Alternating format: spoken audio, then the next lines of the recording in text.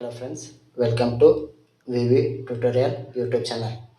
ನಾವು ಈ ಒಂದು ವಿಡಿಯೋದಲ್ಲಿ ಇಂದು ನಡೆದಂತಹ ಆದರ್ಶ ವಿದ್ಯಾಲಯಗಳ ಪ್ರವೇಶ ಪರೀಕ್ಷೆಯ ಕನ್ನಡ ಮತ್ತು ಇಂಗ್ಲಿಷ್ ವಿಷಯಗಳ ಸಂಭವನೀಯ ಕೀ ಉತ್ತರಗಳ ಕುರಿತಾಗಿ ಈ ಒಂದು ವಿಡಿಯೋದಲ್ಲಿ ನೋಡ್ತಾ ಹೋಗೋಣ. ಮೊದಲನೇದಾಗಿ ಕನ್ನಡ ವಿಷಯದಲ್ಲಿ ಮೊದಲನೇ ಕ್ವಶನ್. ಗುರುಗಳ ಕೃಪೆಯಿಂದ ಇವರ ಮಗ ಜಿಲ್ಲಾಧಿಕಾರಿ. ಈ ವಾಕ್ಯದಲ್ಲಿರುವ ಅನುನಾಸಿಕ ಯಾವುದು ಅಂತ ಕೇಳಿದ್ದಾರೆ. ಅನುನಾಸಿಕ ಅಂತ ಸರಿಯಾದ ಉತ್ತರ ಆಪ್ಷನ್ ಬಿ, ಮ.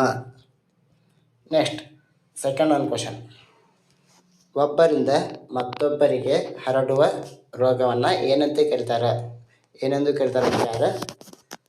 ಆಪ್ಷನ್ ಏನೇನು ಕೊಟ್ಟಪ್ಪ? ಸೋಂಕು. ಆಪ್ಷನ್ ಎ ಸೋಂಕು, ಆಪ್ಷನ್ ಬಿ ಚಿಕಿತ್ಸೆ, ಆಪ್ಷನ್ ಸಿ ಶುಶ್ರೂಷೆ ಮತ್ತು ಆಪ್ಷನ್ ಡಿ ಶೋಷಣೆ.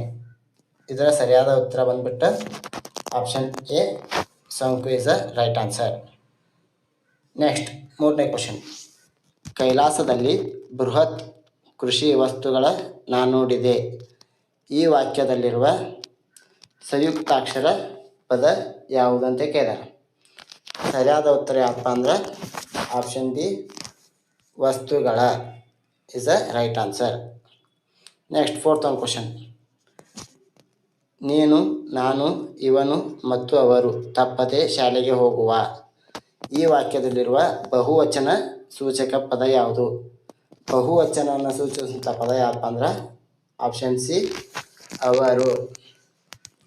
ನೆಕ್ಸ್ಟ್ ಫಿಫ್ತ್ ಒಂದು ಕ್ವಶನ್. ಗುರುತು ಮತ್ತು ವ್ಯವಹಾರದ ಉಪಯೋಗಕ್ಕೆ ಇಟ್ಟುಕೊಂಡ ಹೆಸರುಗಳೆಲ್ಲ.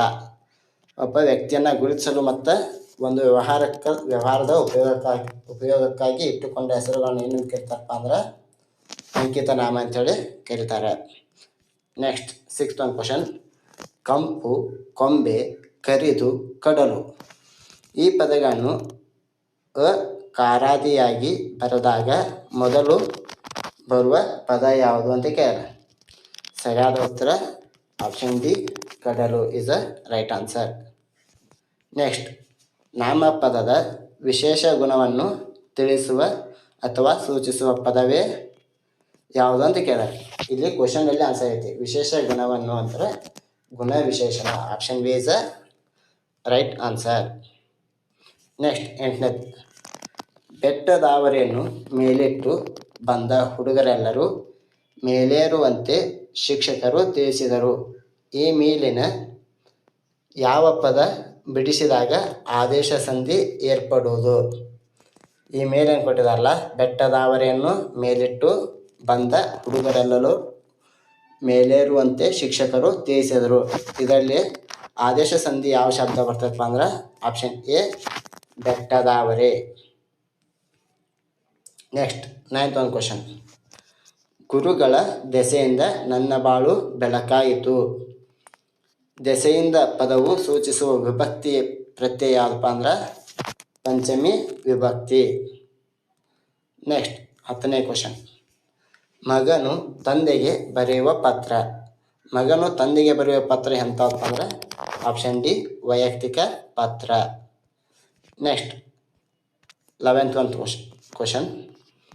ಮಾತಿಗಿಂತ ಕೃತಿಲೇಸು ಎಂಬ